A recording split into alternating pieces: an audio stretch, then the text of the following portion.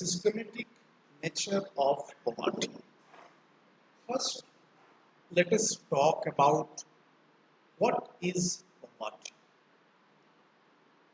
The word poverty provokes strong emotions and many questions. In the United States, the official poverty thresholds are set by the Office of Management and Budget.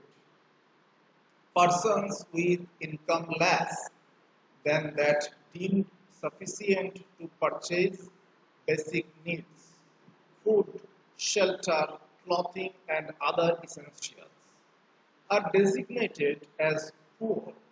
In reality, the cost of living varies dramatically based on geography. For example, people classified as poor in San Francisco might not feel as poor if they live in Clay County.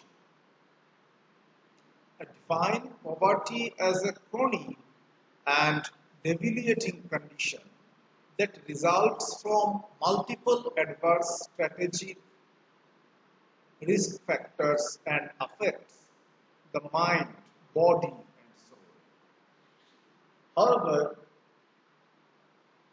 you define it. Poverty is complex. It does not mean the same thing for all people. For the purposes of this conceptual understanding, we can identify 6 types of poverty, that is situational, generational, absolute, relative, urban, and